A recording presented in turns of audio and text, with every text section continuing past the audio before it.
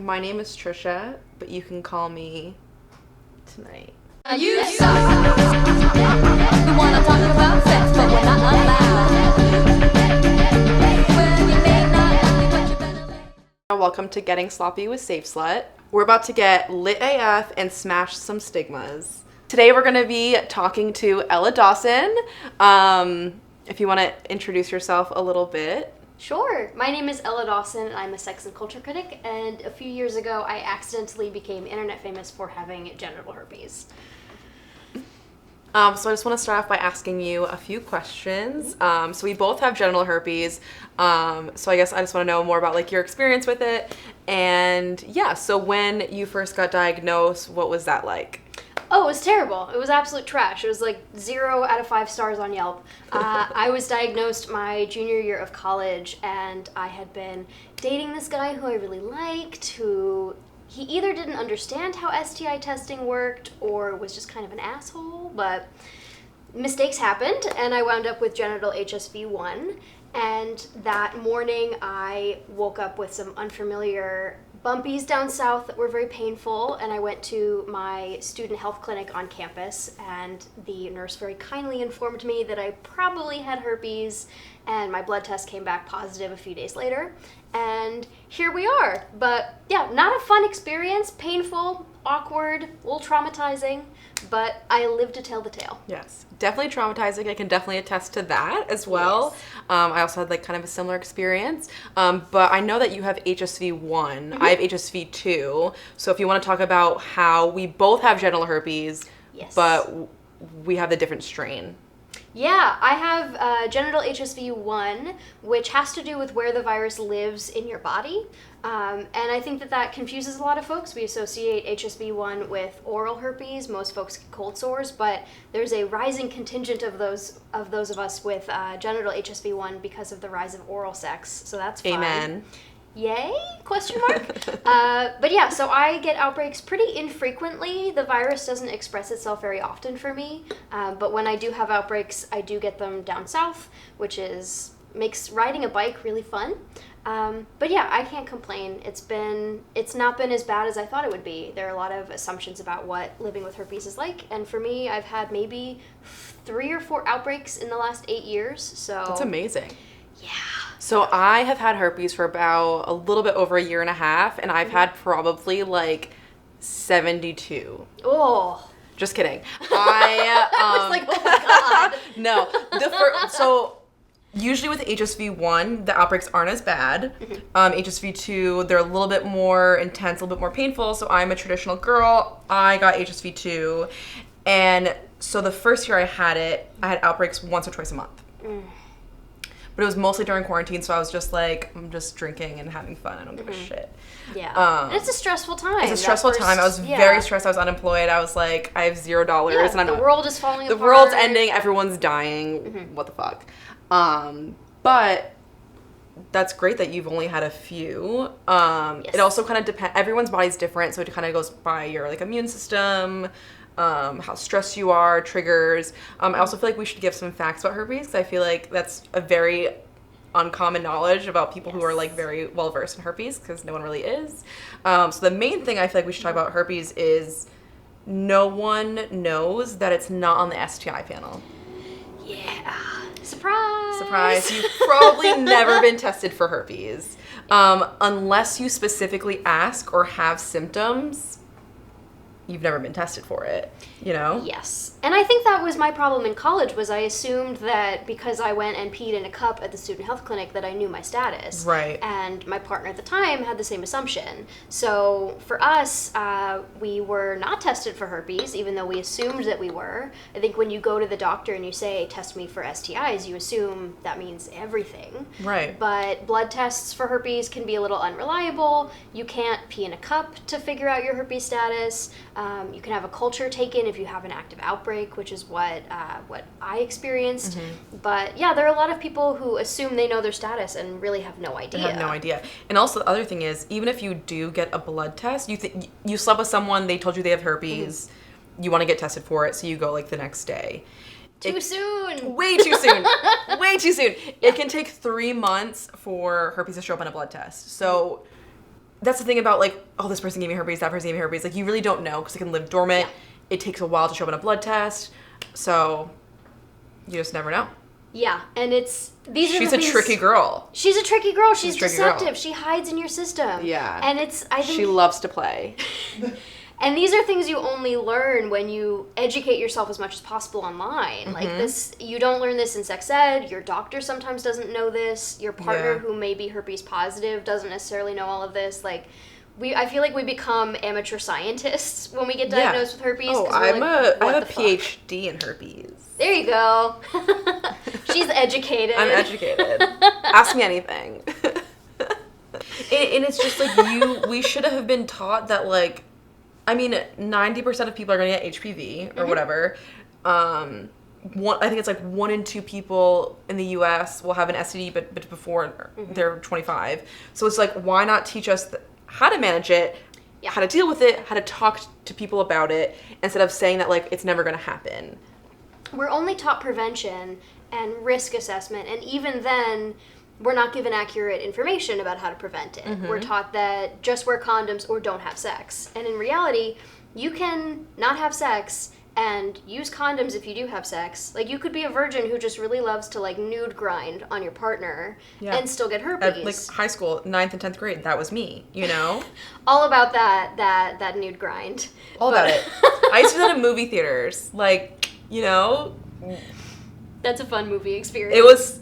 The AMC employees, not a fan. But yeah, we were really set up to fail. And, like, I went to a super secular public school in Connecticut, but at the same time, like, also only abstinence as education. Right. So my only knowledge of herpes was from seeing those awful PowerPoint slides of what an outbreak looked like. And so I assumed that if you had herpes, you always had symptoms, that you were never asymptomatic, that you could look at your partner and know if they had herpes, and that you became a leper if you were herpes positive. Yeah. Oh, when I got it, I thought I was a leper. I thought I had to be celibate forever. Yep. I don't know about you, but I literally cried for 72 hours. Yeah. I entered, like, a manic adrenaline phase. Yeah. Where I was just very confrontational and had gallows humor. And, like, I vividly remember getting back to my apartment where I live with my roommate, and I had my bag of Valtrex, and I threw it on the couch, and I was like, I am a cautionary tale. I am a Glee episode. That's like, I am the reason you should never have sex. I had my roommates look at my vulva, look in, and be like, what the fuck is this? That is a kind roommate. They were that is great. A good relationship. Yeah, they were both really great about it. And then one of my roommates drove me to urgent care. And then when I came home, I was, like, bawling my eyes out. And then I was like halfway through, just, like, stopped, and I was like, you know what? I'm gonna be the Jonathan Van Ness of herpes. There you go. That's the attitude to have. And then I was like, fuck it. Fuck it. You know? But after that, I mean, I still cried for, like, eight more days in a row. But it took a while, but it's just more the societal stigma more than anything. And I just wish that we were just more educated, then it wouldn't be a big deal. And I think the nice thing is I've had a bunch of people reach out who recently got diagnosed and were like, I would have freaked the fuck out, but since I know you and I've read your shit, I don't think I got diagnosed and it's not a big deal. That's, like, the most rewarding part of being public in any sort of way. I get those calls all the time from friends, and, like, maybe they'll be friends from high school, maybe they'll be, like, former interns I worked with, and you get that text and they're like, hey, I just got tested positive. Would have been a mess had it not been for knowing you. And it's like, that's why we talk about it. And that's why we talk about it. That's the goal. And that was my other question. What made you decide to go public? Not only decide to go public, but decide to do a TED Talk about having herpes. Because you are the OG herpes queen. When I got diagnosed, I've never, like, told you this, but when I used to get drunk during quarantine, I would watch your TED Talk and just fucking cry. Because I was like, ah. Yeah, like, it was so good and so real, and it was just so inspirational, and I just feel like everyone in the herpes community is like, fuck yeah. Like, everything you said is just like, yes. Thank you. Yeah. So when I was diagnosed, when I was diagnosed with herpes, it felt like my identity kind of fractured in a weird way. Because when were you diagnosed? It was like 8 years ago. Junior year of college. So junior year of college, so... 8 years ago this May. And Okay. I was literally about to turn 21, like a few days before my 21st birthday. Amazing Like, birthday. My life was amazing. I had turned around after a depressive episode. I had this hot-ass boyfriend. Well, he didn't think of himself as my boyfriend, but didn't realize that You're like, yet. you're my boyfriend. You know. Don't say anything. Don't Yeah. correct me. But yeah, and so I was diagnosed, and I literally was that week submitting my application to write my senior thesis because we had to go through an approval process.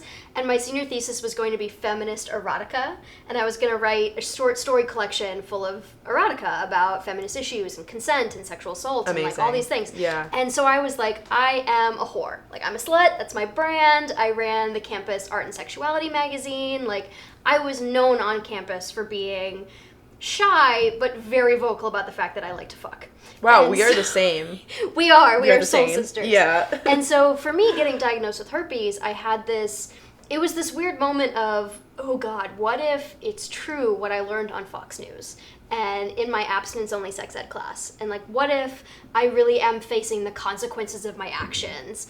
And it only took maybe like 15 minutes for me to go, fuck that. That is not true. This is a super common virus, even though I was set up to fail and nobody ever taught me that. Right. And the more that I learned about herpes, the more I realized, like, this awful shame feeling that I'm being bombarded with after this diagnosis, it's another socially constructed reaction. It's this social stigma. Right. And I knew a lot about HIV and AIDS and that activist movement, and I knew a lot about how reproductive health was limited by conservative forces in the US. Like, I knew so much about sexual health, just not herpes. Right. And once I finally put the dots together and realized, like, this is another instance of the same conservative forces that I've already been fighting against, I just didn't happen to know that herpes was a big part of this. It felt like everything fell into place. So it only took you 15 minutes to be like, wait, I'm fine. It took me longer than that, but I think I was like, that's iconic. I'm not that smart, unfortunately. It took me like 15 minutes to realize maybe Yeah. the way I'm feeling is not right, and then the research began. Yeah, because I also feel like you can, if you hear someone that happens to you, you do some research, like, oh, okay, it's not that big deal. But when it happens to you, you're like, it's going to be a whole thing. Yeah. A whole thing. And you can know that that's true, but doesn't mean you believe it yet. Yeah. Like, you can know the way I'm feeling is socially constructed and I shouldn't feel this way, but Right. to actually change the way you're feeling takes a lot of therapy and unpacking and life experience. Yeah, yeah. Yeah. I feel like there's a lot of misconceptions about herpes. I think a lot of people think HSV1 is just cold sores and HSV2 is just genital. But you can have either strain at either location. It's less likely to have HSV2 orally, but it still does happen, just pretty rare. But not majority of the time, but a lot of the time now, people are getting HSV1 genitally because of oral sex, which we love. Yay. Which is iconic.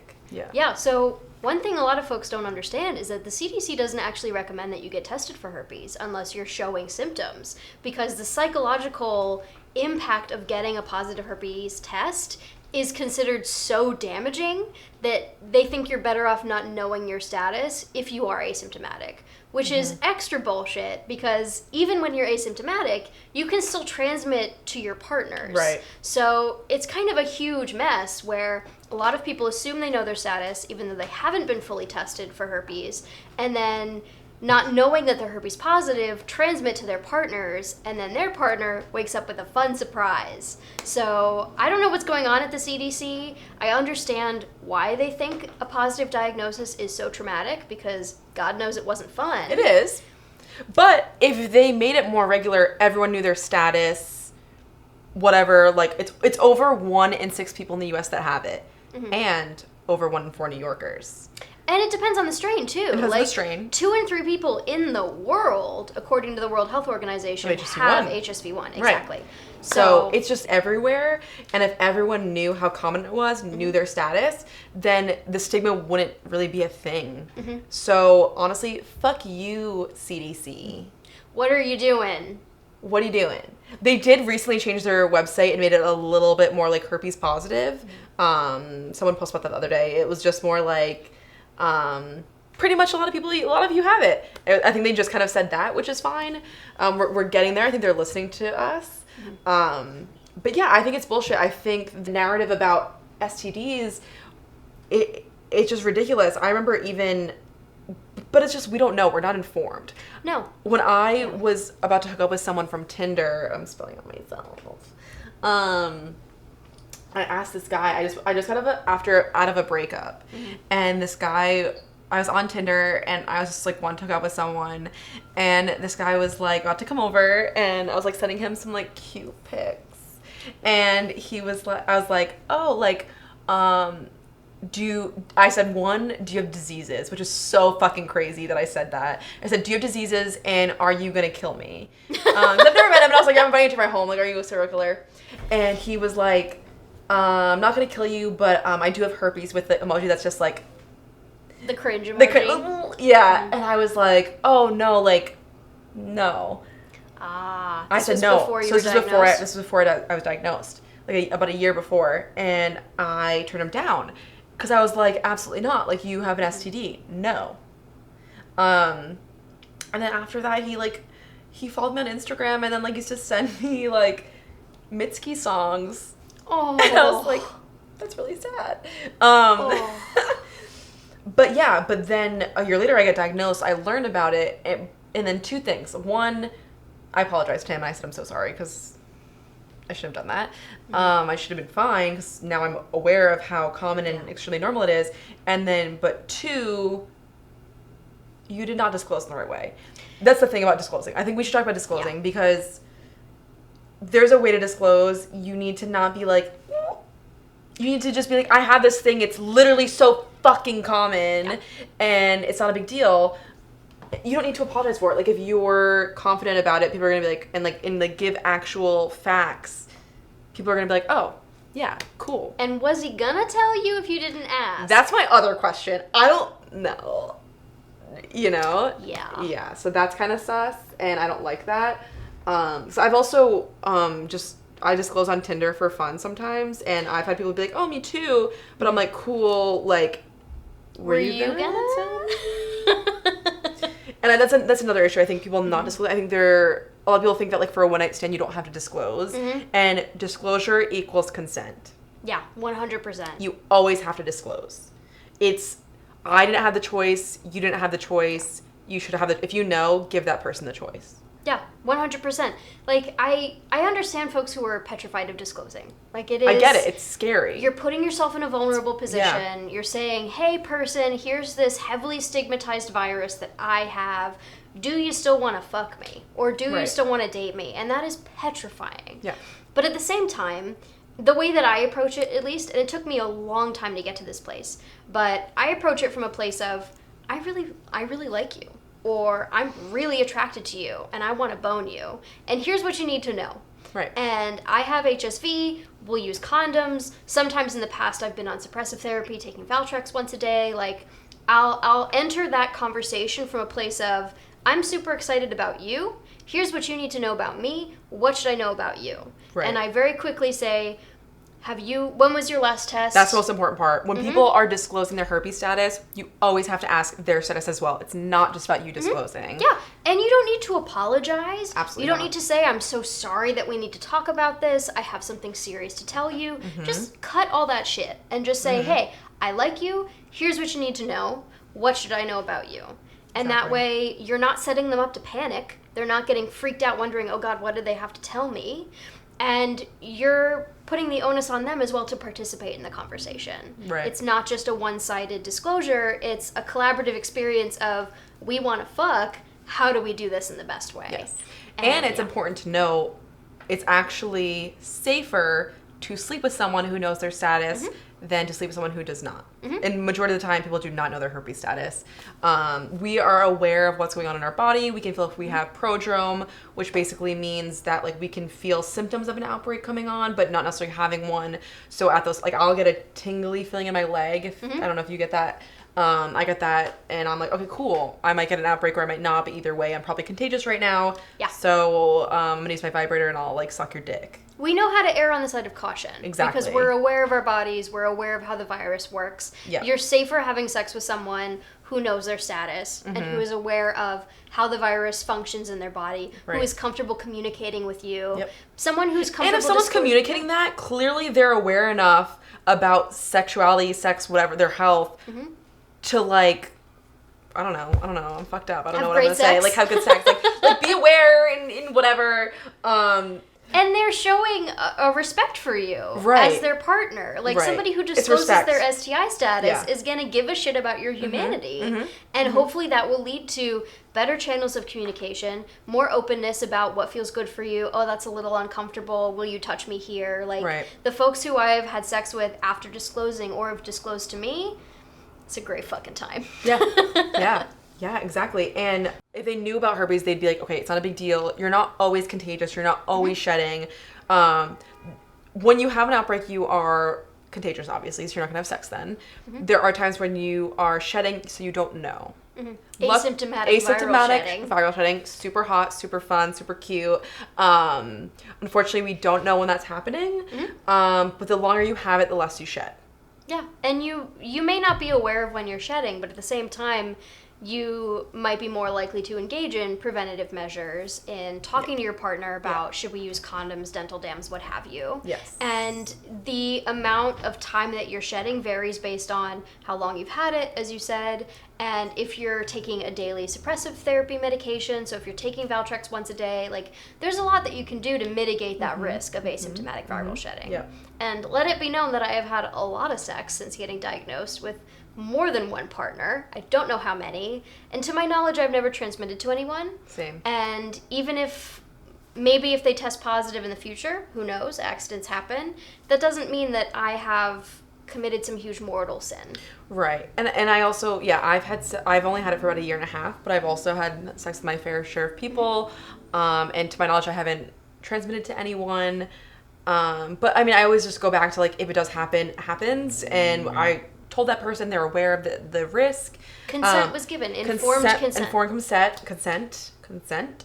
But at the same time, it's like, would you be feeling the same way if you had a cold sore? If you had cold sores, would you be people who have cold sores should also be disclosing that they have cold sores. Yeah. Even when you make out with someone, 100%. it's the same thing. And it's just, it sucks that there's such a more stigma about genital herpes when oral herpes is like just like whatever. Like I know so many people who have it who have never told their partner they've had it, and it's super lame. Yeah, oral herpes is extraordinarily common.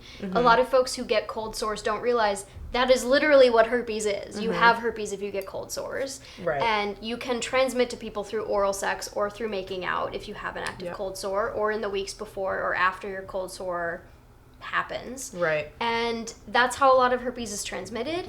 And it's really disappointing and sad that oral herpes doesn't have the same stigma that genital herpes does. And that's not to say that folks who get cold sores don't have stigma to contend with. There definitely is. Right. That is absolutely part of their experience. And I've dated folks who have cold sores and have been like, this sucks. Yeah. But there is an increased stigma because our symptoms happen to happen on our vulva.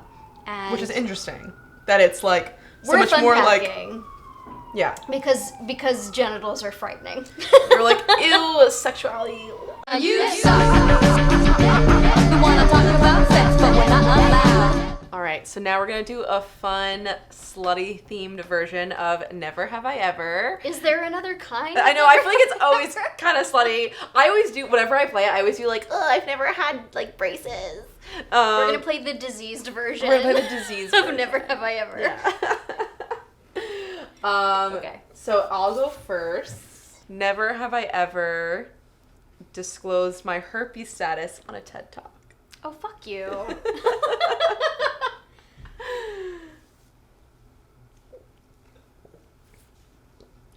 No salt with that one too. Okay. Don't be a bitch. Yes, I have disclosed during a TEDx talk. I gave a TEDx talk in 2016 about herpes stigma, STI stigma, and the reason why I think it is bullshit and where it comes from. It was very fun. I was 24. I was absolutely petrified. Oh my God. You did so good. Thank you. I was a baby. I'm a fan girl. It's so wild to me because I worked at TED Talks at the time, which was like a weird coincidence. I didn't get to talk through that, but I knew the transformational impact that a TED Talk could have.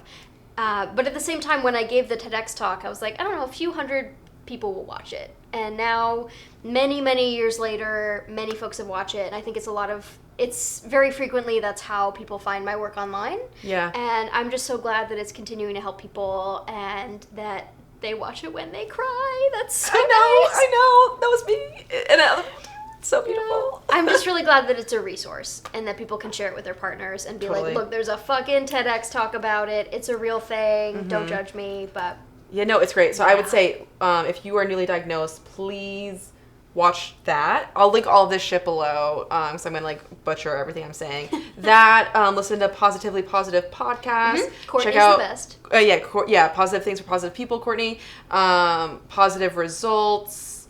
I'll link like so many fucking herpes resources below. There's so many people who are public about their status now. Yeah. And when I was a youth getting diagnosed in 2013, like there was jack shit for us. No one. Yeah, you are the OG herpes queen. Thank you. OG. There were like a few people, like Adriel Dale had the herpes opportunity and Janelle Murray Pierce had the STD project, now the STI project. But like there wasn't a lot of like mainstream people I could relate to. Like I wanted a 20-something whore. Like that's what I wanted. Yeah, and now herpes fucking mainstream trendy as fuck. And I'm like, yeah, we're trendy. That's us. It's us because you want to know why it's trendy? Because a lot of fuck ton of people have it. Yes. So okay, my turn. Never have I ever disclosed to someone who had never been tested before. Oh, man. I'll take this guy. So I went on a date a few weeks ago, and we went home. We went to this really cute dive bar in Bed-Stuy, and we went back to my place, and we were making out, and I was like, all right, usually my limit is making out, then whatever next I have to disclose. So I was like, all right, cool. My rule of thumb is always ask them, when have you been tested for, like, last? And this was a 29-year-old man. He was a drummer in a band, also worked for Uber. And I was like, when have you last been tested? And he goes, I've never been tested. Okay, if you're a 29-year-old drummer, you should be tested for STIs. Like, no shade to drummers, no disrespect intended. Bro, fucking really? He was such a nice guy, and it was such a turn off. And I said, you know what? That's embarrassing, and I'll give you one hand job and one hand job only. That's what you get. That's what you get, son. And he came in 30 seconds, and it was hot, whatever. And bye-bye. He used my vibrator on me, and then I was like, you gotta go.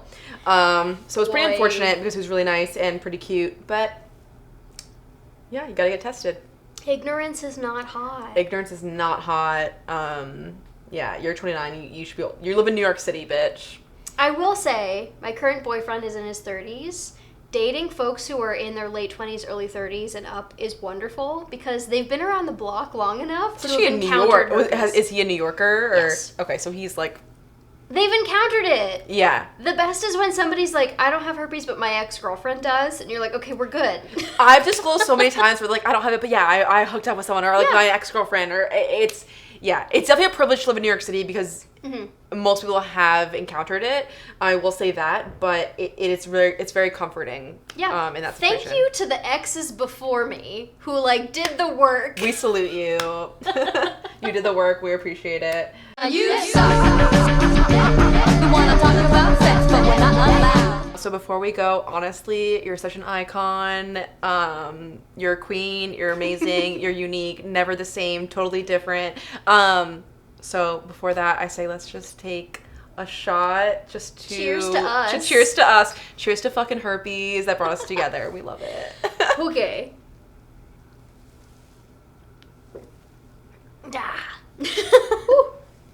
Tastes like water. Thank you, herpes. Thank you, herpes. We love you. You suck. The one I'm talking about sex, but we're not allowed.